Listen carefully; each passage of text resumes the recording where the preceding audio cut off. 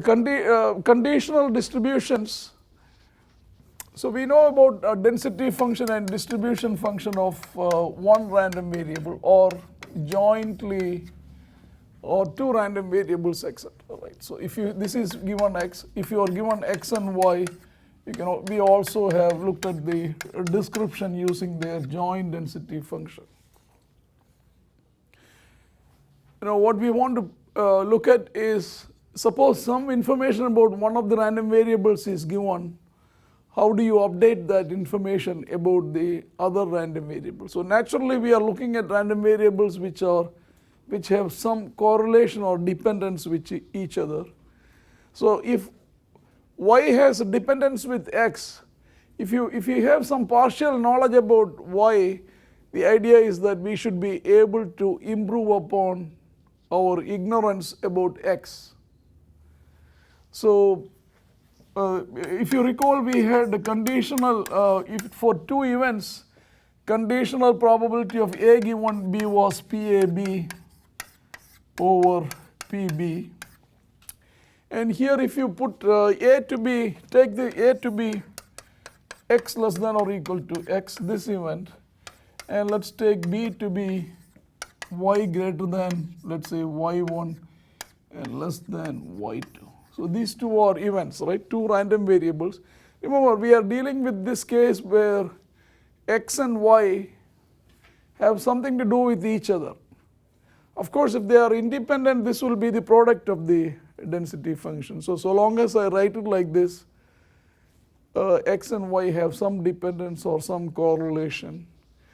So if you look at PAB, this reads probability of x less than or equal to x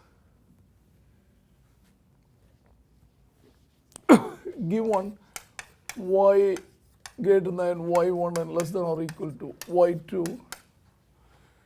So this is PAB, so this is x less than or equal to x and y is greater than y1 less than y2 over probability of y between y1 and y2.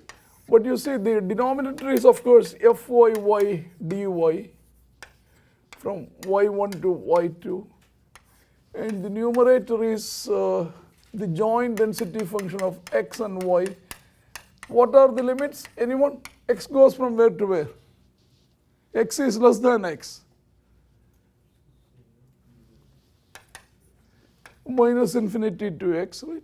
See, look here, x less than x, so it's all the way from random variable x. And y is y1 to y2, right? So now, now let me take the special case that this y1 and y2 are very close. So y1 is y and y2 is y plus delta y. Then what happens? Remember the density function of, so this area from y1 to y2 is the same as what? How would you approximate this? If y1 is y and y2 is y plus delta y, right? So this is, we can, so let's write that special case. So once again, this expression where x is less than or equal to x, conditioned on y greater than y but less than y plus delta y. That's going to be, in the denominator you have fyy delta y. Look at the numerator, that's from here. Here this is y and this is y plus delta y. So in this joint density function, the integration of y is easy, right? Because you put this y you fix it as y. So this whole thing multiplied by delta y, right? So the numerator is now minus infinity to x fxy. If this is y naught to y naught, this will be x comma y naught, right? Rho y naught multiplied by delta y, right? So let's just leave it as y. So it will be y delta y. Interesting thing is, look here, this delta y cancels. So this is now minus infinity to x fxy x comma y. Of course there is a dx here. dx divided by fyy. Now, if this is the case, let me take the limit on the left side as on both the sides as delta y goes to 0. So because it luckily it cancelled here, delta y goes to 0, this side remains unchanged. There is no delta y. Look here, there is no delta y. But so on the right side, this value will get closer and closer to this, right? So this whole thing will become like y equal to y. So I could write this as probability of x less than or equal to x given y equal to y, right? Because this delta y goes to 0. So this quantity is fxy. So this is going to be the ratio of fyy in the denominator minus infinity to x fxy x comma y dx. So instead of x here, I really should use some other variable. So I'm going to use du. So look at here, the left side if you want, this is after all the distribution function of x, but conditioned on y. So if you want, we can write this as the distribution function of x conditioned on y, this expression. So let me just copy that line so that it reads the distribution function of x conditioned on y is the integral from minus x infinity to x fxy x comma y or u comma y du divided by fyy. So this is the conditional distribution function because conditioned on something. What will be the conditional density function? Derivative with respect to what? Remember, the variable is not y. Y is fixed here. Y is given to be some y naught. If it is y naught, it will be y naught everywhere. Okay. So y is y naught, like a number. So the variable is x. So the conditional density function, so we write it like this. So the correct notation is in the where the address is, you put x given y, then y is given. So x given, sometimes it is just written like this. That means the random variable y is y. Is the partial derivative with respect to? Just to be clear, it is with respect to x, fx given y, x comma y. Y or capital Y equal to y, right? As I said, sometimes you see this is understood if you just put lowercase y here. So let's look here. So the denominator is a constant because derivative is with respect to x. So you just need to do the derivative in the numerator because the denominator is just fyy. So how do we do this? We have already learned this. So what is this? You can do this mentally. So the derivative of the top limit, which is 1, then in the variable you put x. So this becomes fxy. Derivative of the bottom limit is constant, so 0. Derivative of this with respect to x, 0. So the answer is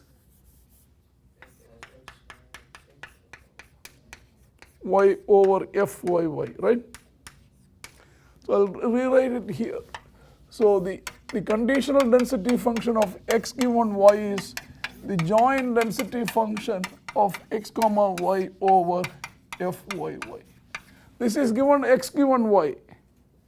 So from here you also get the joint density function can be written as what? The conditional density function of x given y multiplied by fyy. You could also write the other way, right?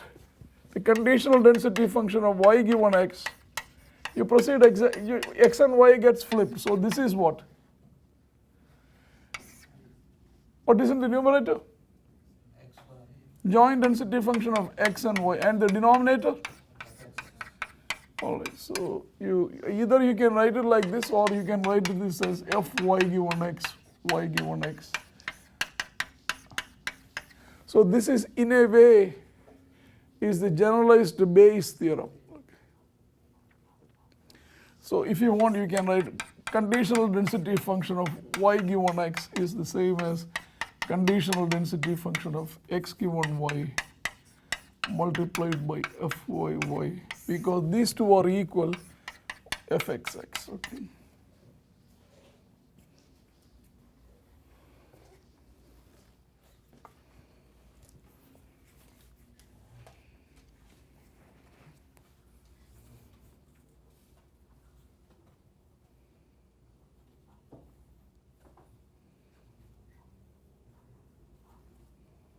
So your job is, once you have a density function, you can also find the mean, right? So this is this a density function? Let's look quickly. Is this a density function? If it is, what is the variable here? X. So the area under this, you are plotting this with respect to x. What should be the area under that? No? Should be 1, right? So let's check that. If you integrate this with respect to x, this is a constant. If you integrate this with respect to x, what do you get? Fyy divided by fyy is 1. So that's a density function. This is non-negative, this is non-negative. So the ratio, everything works out. This is a density function. If it is a density function, we should be able to find its mean and variance. So that's called the conditional mean. It goes exactly the same way. So the conditional mean of x given y equal to y is what? Is x multiplied by the conditional density function of x given y. So if you want a notation, you write this as mu x given y.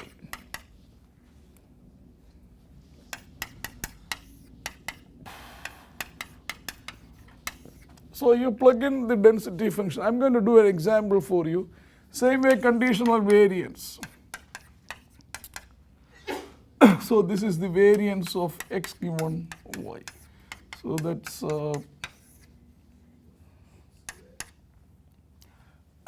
remember either way sigma x squared is expected by x minus mu x the whole squared, right? So this is x minus its conditional mean squared, but given y equal to y, etc. So let me show you maybe quickly an example, and where, as I said, where its applications are in a decision theory, a detection, estimation, etc. This is an extremely useful tool.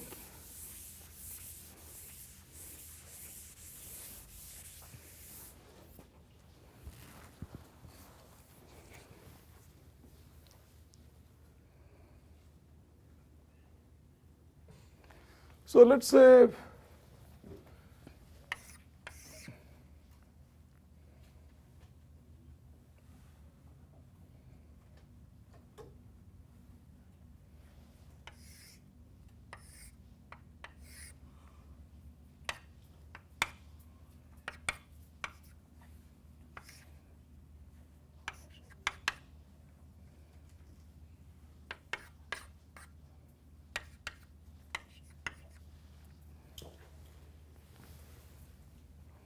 so fxy, I'm just making up a problem, is kx in that shaded region, okay,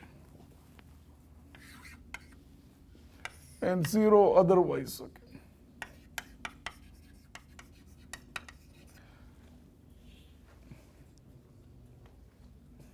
Let's say we want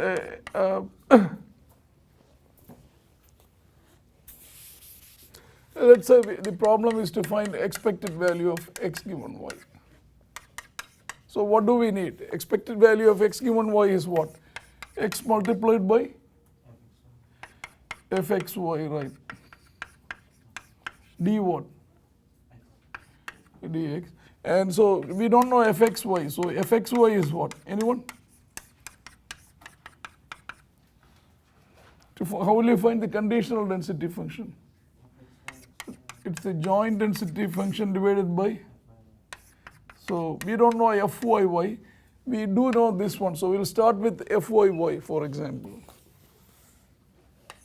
So fyy is what? So you could do the other way also. So fyy means what is given here? Y goes from where to where? Look here. Huh? Right. So fxy, we need to integrate out y. So for a given y, right? Y is given. Y is given. Y could be here or here. Here y is positive. We are going to integrate out x, right? So x goes from where to where?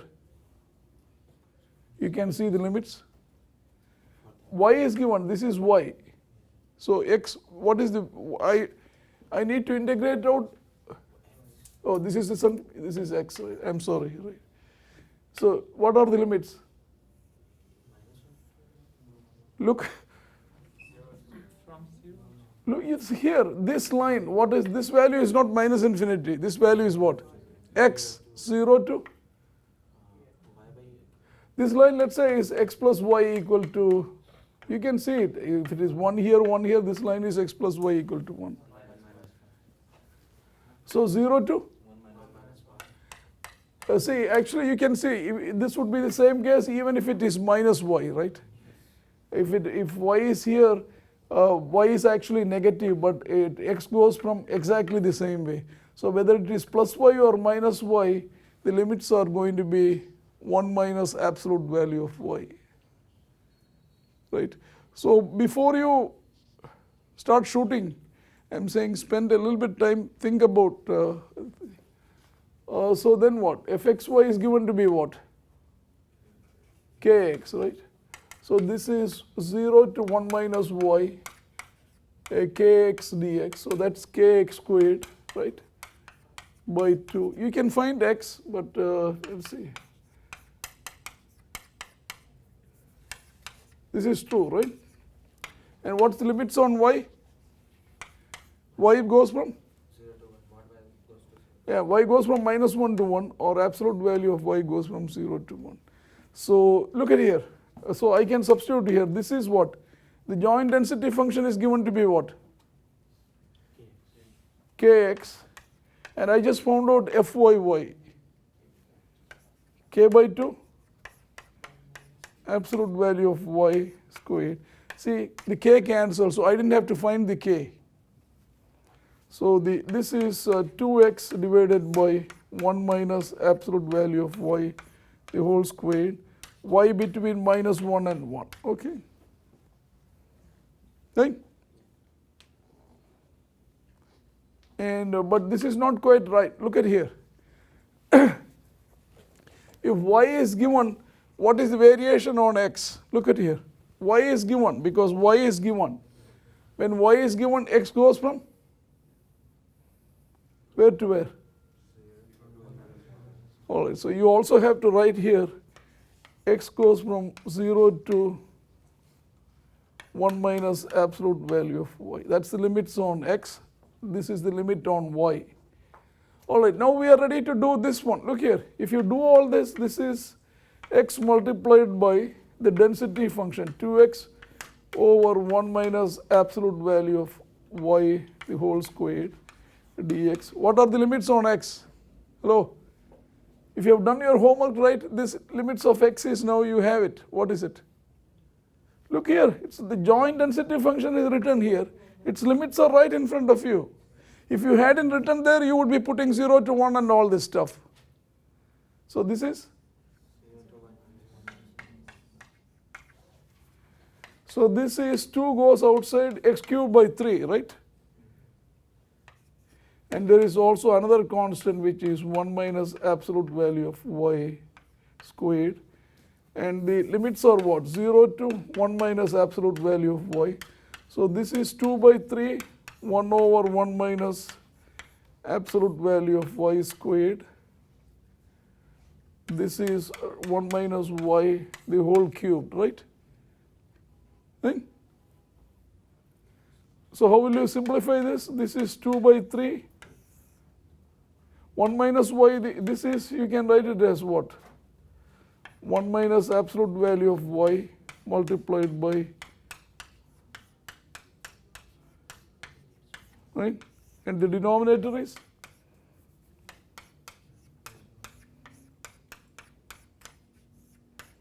right, this cancels, right.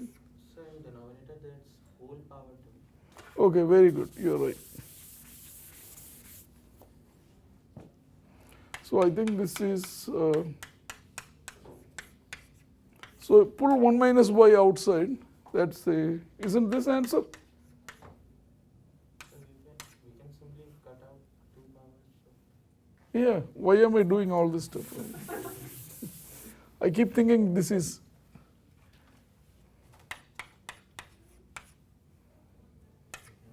right?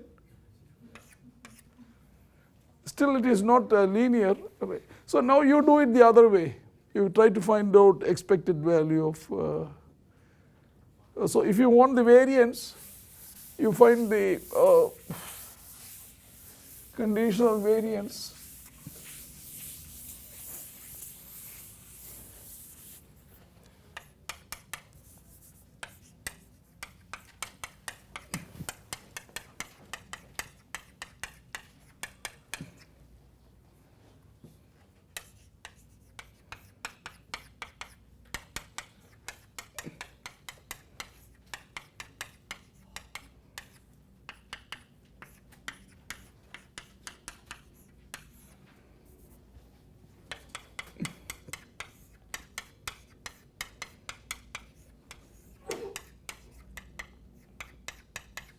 So it will come out with this expression. So you substitute for this we already have, right? X given y. So this is going to be integral x squared f x given y, x comma y dx with the limits minus mu x given y squared.